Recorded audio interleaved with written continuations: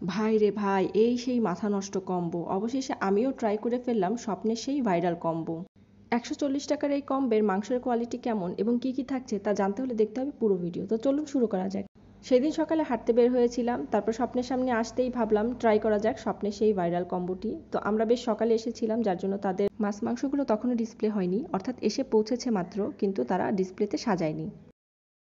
তো যাই হোক, এরপর ভেতরে গিয়ে বেশ কিছুক্ষণ ঘোরাঘুরি করলাম, অন্য কি নেওয়া যায় তাই দেখার চেষ্টা করছিলাম। তো অলরেডি বেশ ভিড় হয়ে যাচ্ছিল, অনেকেই সিরিয়াল দিয়ে মাংস নেওয়ার জন্য দাঁড়িয়েছিল।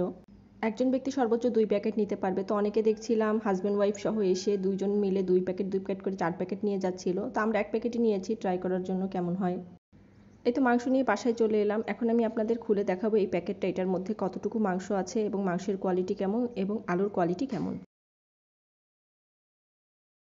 উপর থেকে দেখা যাচ্ছে সলিড পিস মাংস পেয়েছি আমি। এর মধ্যে কি আছে আরও ভালো করে দেখার জন্য আমি একটা পাত্রে ঢেলে নিব। স্বপ্নের এই উদ্যোগটা আমার খুবই ভালো লেগেছে। আমার যখন তখন মন চাইলে আমি অল্প একটু মাংস কিনে এনে রান্না করে খেতে পারবো। তো আলুর মধ্যে কিছুটা পচাও ছিল,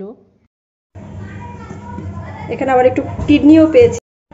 স্বপ্ন থেকে ধামাকা অফারে নিয়ে এলাম গরুর মাংস এবং আলুর কম্বো। এখানে বোনলেস ১৩ পিস গরুর মাংস আছে এবং খুবই ফ্রেশ ভালো কোয়ালিটির মাংস, সাথে আলু আছে, আলুর মধ্যে একটু পচা আছে, কোনো ব্যাপার না। তারপরেও আমি মনে করি ছোট পরিবারের জন্য এটা কিন্তু খুবই ভালো একটা ডিল। তো সাধুবাদ জানাই স্বপ্নকে। এখন চলে এলাম রান্না করতে। প্রথমে তেল দিয়ে নিলাম, তারপর পেঁয়াজ দিয়ে নিলাম। তো পেঁয়াজ একটু ভালো করে ভেজে নিতে হবে।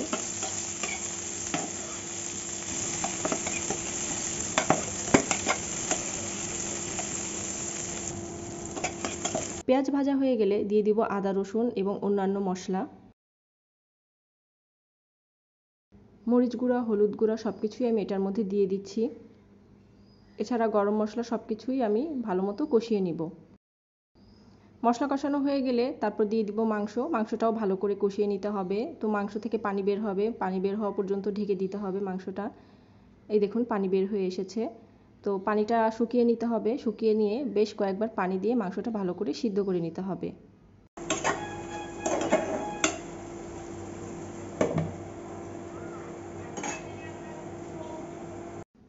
এভাবে মাংস কষাতে কষাতে এভাবে তেল উঠে আসবে। আমি কম তেলে রান্না করি সাধারণত, এই জন্য বেশি তেল দেখা যাচ্ছে না। তো যাই হোক, আবার পানি দিয়ে মাংসটা আবারও ভালো করে সিদ্ধ করে নিতে হবে। আলু দেওয়ার আগ পর্যন্ত মাংস প্রপার সিদ্ধ হবে, এরপরে আমি আলু দিয়ে দিব।